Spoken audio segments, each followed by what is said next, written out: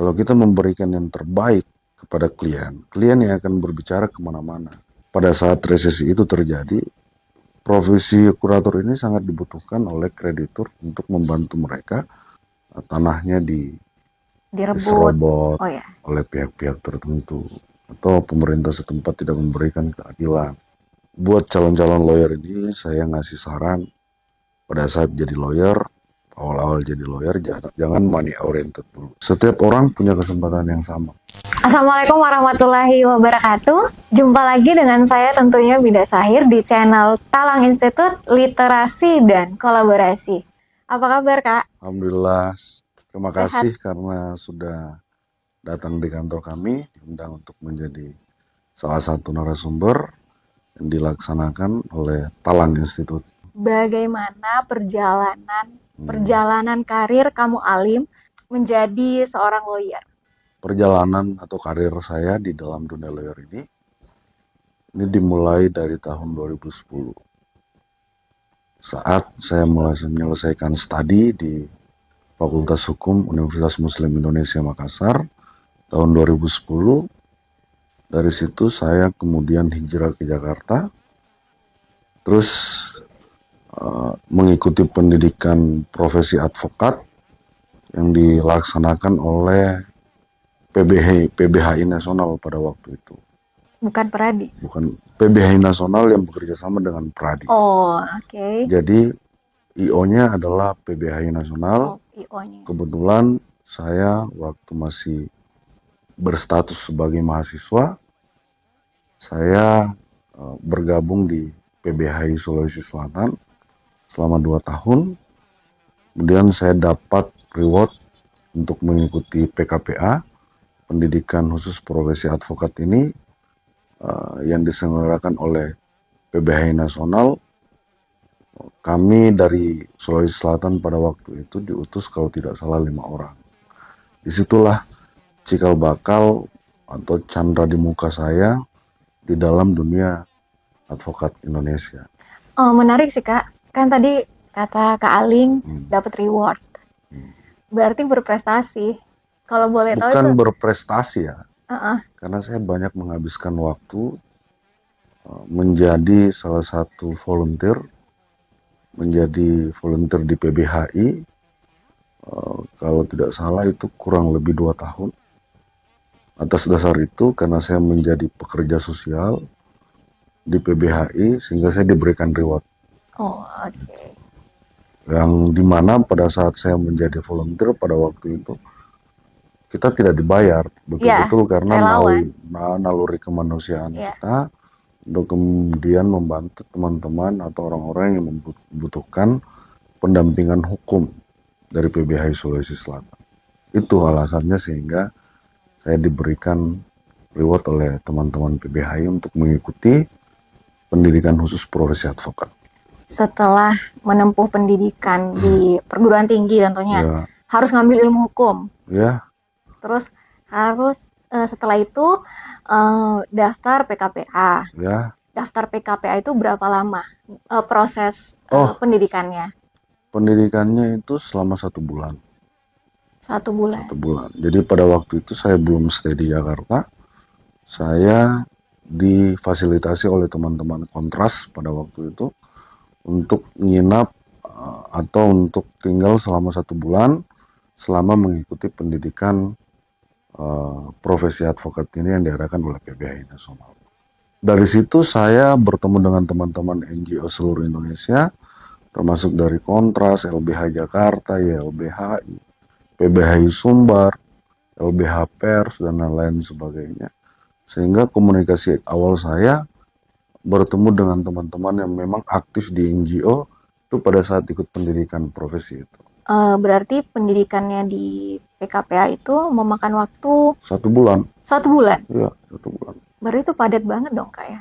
Ya, hampir tiap hari. Jadi kita itu kalau tidak salah, saya tidak salah, itu dimulai dari jam 10 sampai jam 6. Itu belajar terus? Belajar terus dan non-stop? non-stop. Dan kita diajar oleh pemateri-pemateri yang pada waktu itu memang kita anggap yang sudah mapan dalam profesi advokat. Yang expert Ya, tentunya. dan kebetulan pada waktu itu memang yang lebih banyak mengajar di dalam PKPA tersebut itu adalah senior-senior yang memang pernah menjadi volunteer juga di beberapa NGO, yang pernah juga jadi pekerja Pekerja sosial. sosial. Contoh Bang Hari Ponto. Itu salah satu menurut saya the big lawyer di Indonesia yang juga merupakan salah satu senior saya di PBH. Kalau tidak salah, Bang Johnson Panjaitan. Bang Johnson Panjaitan pada waktu itu kalau tidak salah, beliau adalah mantan ketua PBHI Nasional. Terus Pak Sugeng Teguh Santoso. Sugeng Teguh Santoso ini kalau tidak salah sekarang aktif di IPW atau Indonesian Police Watch. Ya. Ada beberapa sih senior yang kemudian yang mentransformasikan ilmunya pada waktu itu ke kami-kami yang tergabung dalam NGO yang ikut pendidikan profesi advokat. Nah, setelah lulus dari PKPA, what's next? Apa selanjutnya? Oh, setelah saya ikut pendidikan khusus profesi advokat, saya menunggu sampai 6 bulan untuk mengikuti UPA. UPA itu adalah ujian calon advokat yang diselenggarakan oleh Pradi. Susah enggak sih, Kak? Susah.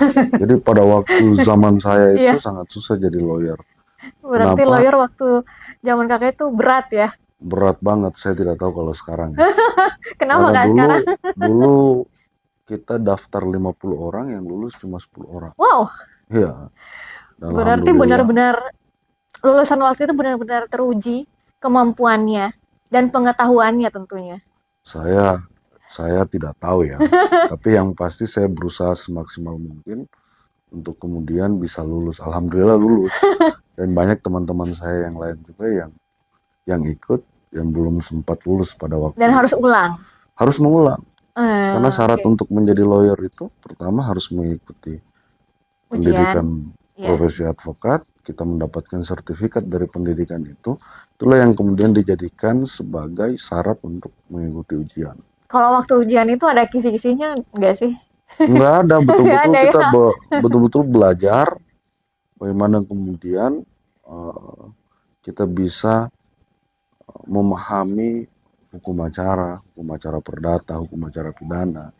Karena memang pada waktu ujian itu masih dalam skop yang umum gitu loh. Berarti benar-benar intelijensi yang dianalisa sih. Iya.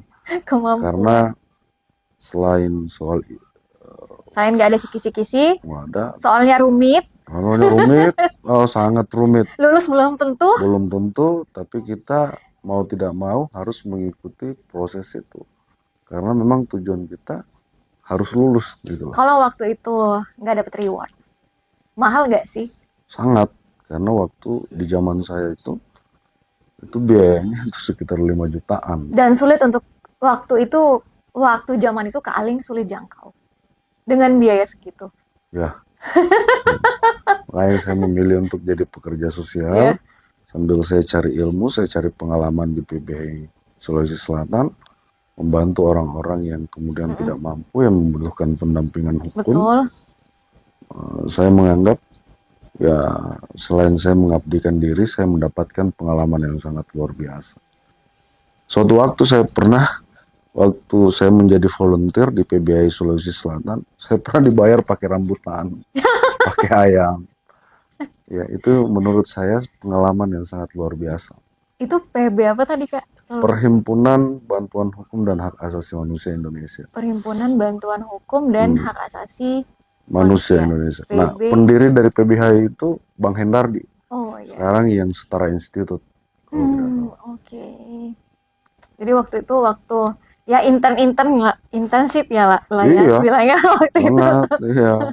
Waktu magang-magang. Sangat. Jadi dibayarnya pakai rambutan. Iya, saya pernah itu. Saya pernah dibayar pakai rambutan. Jadi betul-betul kita lebih banyak berinteraksi dengan masyarakat yang termarginalkan. Masyarakat yang memang memiliki konflik sosial dengan pemangku kebijakan atau korporasi dan lain-lain sebagainya. Berarti berbagai macam kompleks.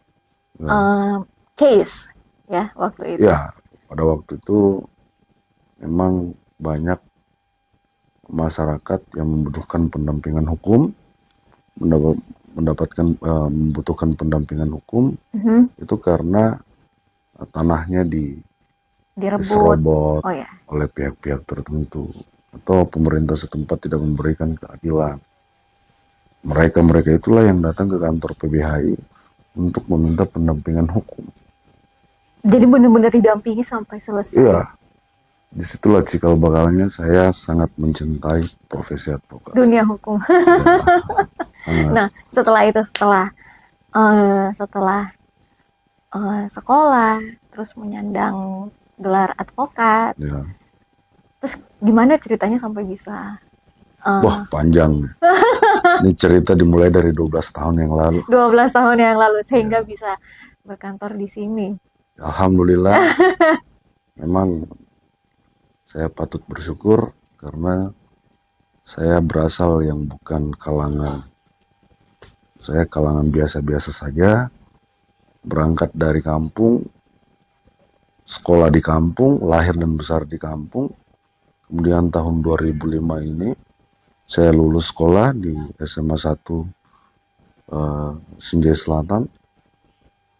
Setelah lulus tahun 2005 ini saya melanjutkan studi di Makassar di Fakultas Hukum UMI.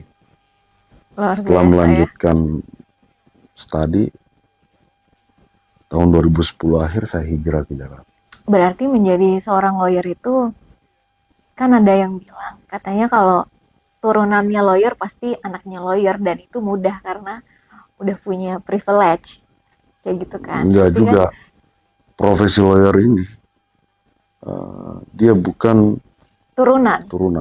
Bukan ya. Dia mesti harus ditempa dari berbagai pengalaman. Dia harus kaya dengan pengalaman. Karena walaupun orang tuanya merupakan lawyer yang hebat, nggak menjamin. Karena profesi ini profesi yang betul-betul membutuhkan pengalaman atau jam terbang yang sangat luar biasa. Pasti. Ya, jadi setiap orang punya kesempatan yang sama. Nggak harus. Nggak harus ya. Nggak harus kamu siapa gitu. Nggak harus ya. Contohnya Kak Aling. Ya kan. Saya ini karena banyak. Bukan karena keuntungan kan Kak? Bukan tentunya. Ya kan dari penjelasan Kak Aling. Kalau keberuntungan sih mungkin ya. Mungkin ya. Cuman terlepas dari itu, memang di dalam perjalanan hidup saya ini, alhamdulillah kenyang dengan pengalaman. Ya. Saya kalau mau menceritakan perjalanan karir saya selama 12 tahun di Jakarta, sangat panjang ceritanya. Oke, kita mundur dikit. Ya. Setelah Kak Aling lulus jadi advokat, awalnya itu berkarir di mana? Saya waktu lulus jadi advokat, pada waktu itu saya mengabdikan diri kembali ke PBHI Sulsel itu selama 1 tahun. Oh, oke. 1 tahun, setelah itu akhir 2010 kalau tidak salah, saya hijrah ke Jakarta dan diterima untuk magang di kantor Ibu Elsa Sarif. Oh, oke. Ya, itu salah satu lawyer perempuan. Terkenal banget. Saya banyak mendapatkan pengalaman di kantor beliau karena memang saya diberikan waktu selama 2-3 tahun untuk mengikuti magang di kantor Bu Elsa. Jadi pada saat saya mengikuti magang tersebut, saya mendapatkan pengetahuan yang notabene itu saya tidak dapatkan di dalam dunia kampus. Itu yang saya maksud tadi, bahwa lawyering itu pengalaman. Dia harus kaya dengan pengalaman. Nggak boleh instan dong. Nggak bisa, karena di dalam perjalanan itu kita mendapatkan atau kita belajar berbagai case, berbagai kasus. Dari multi kasus yang pernah kita tanganin, kemudian kalau kita dapat lagi di kemudian hari dengan case yang sama, kita langsung bisa menganalisa. Karena kita udah pernah ngalamin. Punya pengalaman yang apalagi namanya memang dijadikan sebagai pijakan untuk kemudian terus berkembang. Nah, tadi kan waktu saya masuk ke sini, saya lihat di depannya ada uh, attorney and bankruptcy. Oh iya, Kenapa tertarik uh, ngambil di bidang itu? bidang kepailitan. Iya, kepailitan. Iya.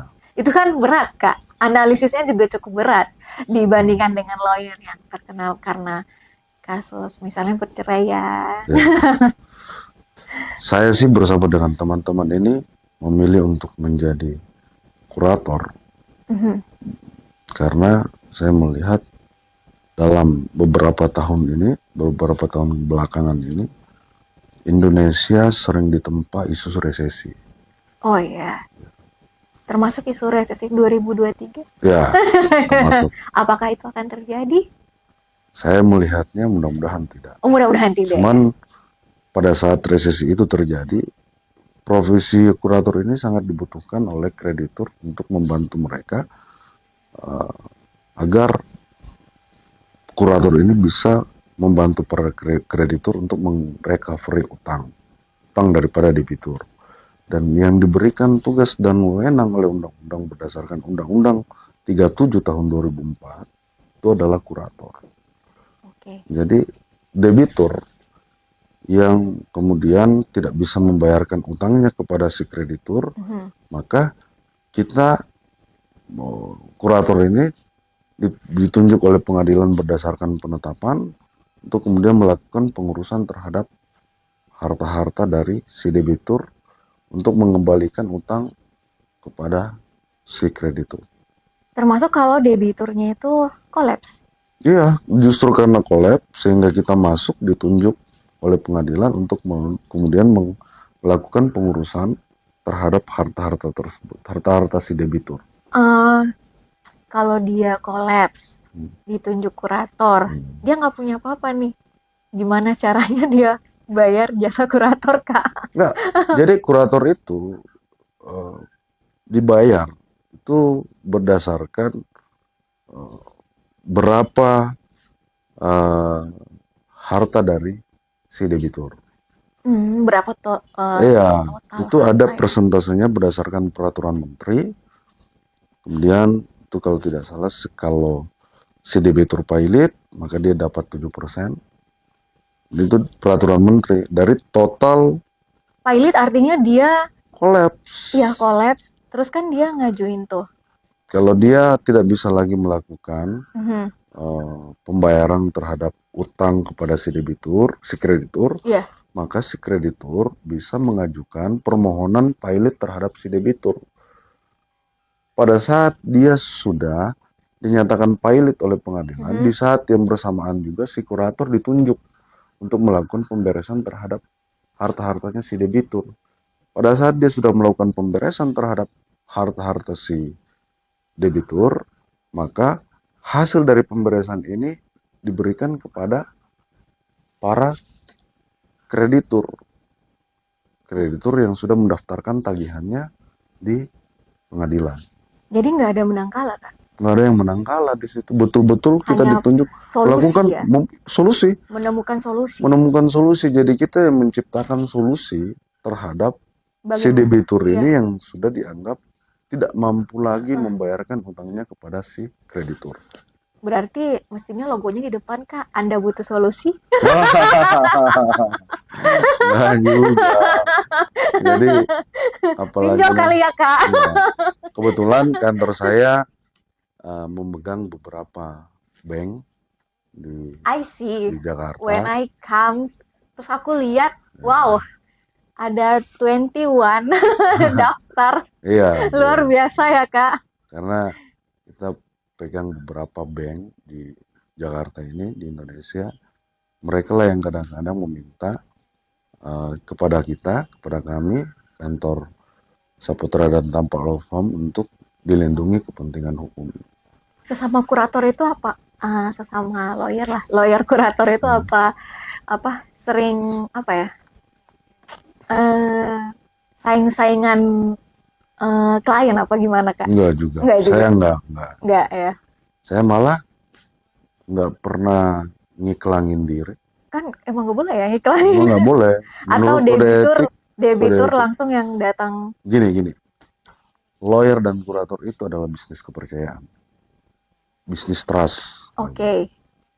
Kalau kita memberikan yang terbaik kepada klien yang akan berbicara kemana-mana. Berarti yang perlu dibangun Trust, trust. memberikan yang terbaik pada klien kita. Kalau mereka puas atas pendampingan hukum yang kita berikan, mereka lah sebenarnya yang menjadi penyambung kita terhadap calon-calon klien yang lain. Secara nggak langsung jadi marketing. Iya, klien yang sudah kita Di sini bantu, aja. iya, yang menjadi marketing kita pada calon-calon klien yang lain. Itu yang saya bangun sejak dulu. Alhamdulillah, dalam perjalanan kantor saya ini selama 7 tahun, saya mulai membangun kantor ini bersama dengan teman-teman. Itu tahun 2016. Awalnya kami di Gedung Gajah, di Tebet. Setelah itu 4 tahun kami di Gedung Gajah. Kemudian pindah ke Kuningan di Wisma Kodel pada waktu itu. 2 tahun di Wisma Kodel. 4 bulan yang lalu, alhamdulillah kami pindah lagi ke... Berarti pindah karena bertumbuh lebih... Mungkin kira-kira seperti itu.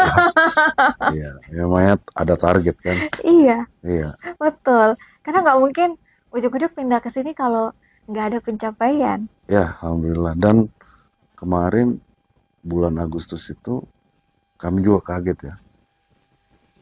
Karena hukum online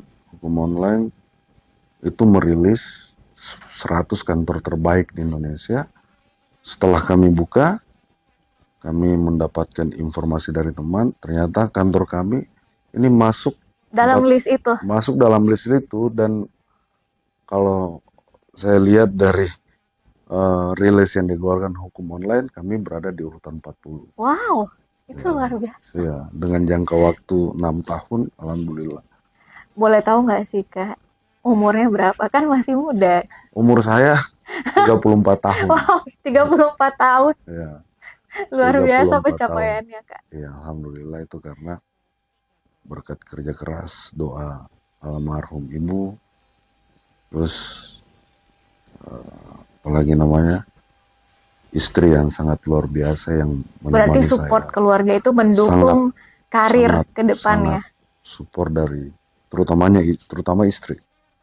Mendukung banget. Ya, sangat alhamdulillah. Istri saya itu sangat sabar ya. Oh gitu. Sangat sabar karena... Sabarnya kenapa Kak? Karena pulang malam. Nggak suaminya bangun pagi, jam 7, jam 8 sudah berangkat ke kantor atau beraktivitas. Pulangnya jam 10, jam 12. Nggak pulang besoknya Kak? Besok tetap pulang, tapi kadang tidak ketemu dengan anak. Oh iya, harus mengorbankan itu ya Kak? Harus mengorbankan itu. Toh yang kemudian yang kita lakukan untuk mereka. Ya, betul. Untuk keluarga gitu kan. Aduh, menarik banget. Masih perjalanan muda, iya. Ya kalau saya sih ini karena pengalaman aja. Pengalaman selama 12 tahun saya menapaki perjalanan. Pengalaman yang akhirnya menempa Kak Aling sehingga bisa jadi seperti ini tentunya. Iya, saya bayangin waktu saya di kantor yang lama, di kantor Ibu Elsa itu, saya pernah ditugasin oleh beliau untuk melakukan pendampingan hukum di Papua. Wow. Di Singkawang, di Sumatera Barat. Boleh tahu nggak itu case-nya apa? Tentang apa? Itu case-nya kebetulan pada waktu itu ada sengketa kepemilikan antara perusahaan yang satu dengan perusahaan yang lain. Akhirnya kami turun melakukan investigasi, mempelajari dokumen-dokumen klien, terus kemudian kami berkunjung ke objek yang menjadi sengketa, kita pelajari dan lain-lain sebagainya. Dan itu jauh dari kota. Iya. Contoh nggak takut tiba-tiba ada yang nembak Kak? Ya itu resiko kita ya sebagai lawyer yang kemudian mendapatkan kuasa dari klien. Ya memang ya segala sesuatunya memang harus butuh pengorbanan. Berarti waktu intern itu emang udah resmi menyandang advokat ya? Udah resmi, Udah bisa beracara ya? udah bisa beracara. Jadi sangat luar biasa pengalaman yang diberikan oleh beliau ke saya. Itulah yang menjadi modal selama 6 tahun saya menjadi lawyer di kantor ibu, Bu Elsa. Itulah yang menjadi modal saya untuk membangun kantor ini. Iya, 6 tahun, alhamdulillah kantor ini sudah hampir 7 tahun. Kantor ini udah hampir 7 tahun. Ya, Saputra dan Tampa. Itu mulai dari gedung gajah ke Kuningan. Dari gedung kecil. Gedung kecil. Jadi medium. Medium. Jadi gedung elit. Alhamdulillah. Sekarang, alhamdulillah. Saya banyak bersyukur karena saya orang kampung yang berasal dari Sulawesi Selatan. Saya juga bukan anak yang lahir di kota. Bukan dari saya lahir keluarga di desa. Siapa-siapa. Wow, saya bukan dari keluarga. Jauh banget ya. Jauh banget. Oke, ya. Kak Aling setelah tadi penjelasannya udah bisa dibilang sekarang Kak Aling jadi lawyer muda dan cukup sukses. Iya nggak sih? Juga. Oh nggak juga. Kalau orang sukses itu suka merendah ya Kak? Belum sih. Belum belum ya Kak? Masih harus mengekspor kemampuan yang lebih bagus lagi. Berarti punya proyeksi ke depan? Iya. Oh oke. Proyeksi ke depannya itu apa Kak? Proyeksi saya ya, saya mau menjadikan kantor Saputra Tampa ini top 10 di Indonesia. Wow, top 10? Iya. Top 1 siapa Kak? Ya, masih didominasi oleh senior-senior lah. Asegaf Hamsa, Makarim Taira, Huta Barat Halim, dan lain-lain sebagainya. Semoga lah Kak bisa jadi top 10. Iya. Jarang-jarang kan anak muda bisa jadi lawyer, punya kantor lawyer dan jadi top 10. Iya. Sebenarnya, kalau di Jakarta ini, saya banyak belajar membangun kantor itu dari Bang Arman Hanis, itu Ketua Umum AHI, terus SSMP. Kedua kantor ini yang kemudian saya banyak belajar dari mereka tentang membangun manajemen, bagaimana menciptakan dan bagaimana kemudian bisa survive. SSMP ini juga salah satu lawyer muda yang sangat berbakat. Itu Sregar Setiawan Manalu Partnership. Kami bertiga juga belajar dari SSMP. Itu kalau tidak salah, SSMP sekarang sudah berada di urutan 13, yang dimana founder partnernya itu masih umur 36, 37. Jadi saya sebenarnya banyak belajar dari mereka. Terus tentang personal branding, tentang branding kantor itu saya belajar dari Hanis dan Hanis Law Firm. Hanis dan Hanis Law Firm. Yang mana itu foundernya adalah Bang Arman Hanis. Nggak tertarik di dunia politik Kak? Wah, dunia politik tertarik. Tertarik. Ya, karena mungkin background saya adalah aktivis ya. Saat ini alhamdulillah sudah masuk radar dari Partai Nasdem untuk kemudian mengikuti kontestasi pemilu sebagai salah satu calon legislatif DPR RI dari Dapil Sulsel 2. Dapil Sulsel 2. Ya, yang meliputi Bulukumba, Sinjai, Bone, Sopeng, Wajo, Maros, Pangkep, Baro, dan Parepare. Berarti harus banyak biaya politik ya Kak? Enggak juga. Oh enggak juga ya? Enggak juga. Politik itu kan menurut saya kita mesti harus memberikan gagasan ya. Gagasan apa yang kemudian bisa kita lakoni, yang mana ujungnya adalah untuk kepentingan rakyat. Ujung-ujungnya adalah untuk kepentingan rakyat. Proyeksinya selain menjadikan kantor ini top 10, pengen udah dikeker-keker nih sama Partai Nasdem, ya kan? Terus ada proyeksi lain nggak Kak? Sementara itu aja. 2 aja dulu ya Kak. Ya. Kalau nambah nggak apa-apa. Nanti. Nanti. Kalau sekarang itu. Tapi yang paling penting saya ingin menjadikan kantor kami ini, menjadikan kantor Saputra Tampa sebagai salah satu kantor terbaik minimal di urutan 10 lah. Kalau ada anak yang baru mau magang, bisa nggak Kak? Bisa lah. Oh bisa, terbuka ya Kak? Terbuka, tapi harus mengikuti apa yang menjadi standarisasi kantor. Harus PKPA dulu nggak? Harus dong. Oh harus. Ya. Kalau baru selesai jadi sarjana hukum? Enggak. Berarti harus PKPA. Di minimal dulu. Dia harus PKPA dulu. Dan dia mesti harus memiliki pengalaman, kecuali yang fresh graduate ya. Selain itu dia mesti harus punya pengalaman di luar 4 tahun. Baru bisa kami terima sebagai salah satu asosiat di kantor kami. Salah satu asosiat? Ya. Kalau intern doang belum bisa? Belum. Iya. Soalnya kan ini kelasnya udah tinggi ya Kak, jadi nggak nerima intern ya. Nggak juga. Tuh kan. Baru. Aduh, menapaki jalan ini kan. Masa sih Kak menapaki jalan ini kan udah bisa berkantor di kantor segede ini kan, itu sudah luar biasa pencapaiannya. Apalagi udah mau jadi top 10. Ya, bukan, belum. Kita doakan ya Kak. Proyeksinya ke sana. Iya, kita doakan. Karena kan ada proses regenerasi. Kantor-kantor yang top 10 sekarang ini kan yang sudah berdiri sekitar 25 tahun. 20 tahun. Jadi generasi setelah mereka kami inilah SSMP, Saputra dan Tampalovo. Memerlukan regenerasi. Iya, mudah-mudahan kantor saya berada pada posisi Amin. Amin ya Kak. Itu yang menjadi proyeksi saya, tentunya proyeksi teman-teman juga yang lain. Apa atau Kak Aling mau nitip pesan nggak buat calon-calon lawyer? Oh iya. Buat calon-calon lawyer ini saya ngasih saran pada saat jadi lawyer, awal-awal jadi lawyer jangan money oriented dulu. Don't money oriented. Ya. Pengalaman. Tapi experience oriented. Iya, harus pengalaman.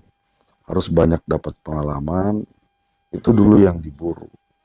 Pengalaman dalam menangani perkara. Terus dalam menangani perkara itu kita bisa belajar menganalisa dan lain-lain sebagainya. Dan di saat yang bersamaan juga membentuk networking yang luas. Karena ketika sudah memiliki kemampuan networking yang bagus, maka cash akan datang dengan sendirinya kalau dia sudah punya pengalaman memberikan pendampingan hukum dan kliennya itu puas dengan pendampingan yang dilakukan oleh lawyer. Itu saran dari saya untuk lawyer-lawyer muda. Karena siapapun lawyer di Indonesia ini itu pernah belajar di kantor orang, pernah menimba pengalaman dan mereka tidak orientasi duit itu. Betul-betul pengalaman menangani perkara dan lain-lain sebagainya. Karena kalau kita udah kaya dengan pengalaman, insya Allah rezeki akan datang. Pasti, insya Allah. Apalagi kalau kita memiliki jaring yang luas, networking yang luas, membiasakan diri untuk membangun jejaring di luar daripada circle yang kita miliki saat ini. Memberikan kepuasan tentunya kepada klien. Klien itu yang paling penting. Itu menurut saya ya, karena yang saya lakoni itu. Luar biasa. Kak, kalau ada sesi podcast lagi tentang kurator, Kak Aling bersedia nggak? Boleh. Boleh ya? Boleh. Apalagi kalau banyak pertanyaan. Boleh. Oke Kak Aling, makasih banget buat waktunya. Sehat-sehat. Semoga kantor itu jadi top 10. Amin. Saya juga doakan Talang Institute itu apalagi namanya bisa berkembang lagi, lebih bagus, lebih besar lagi dari saat ini. Bisa lebih besar kayak ini.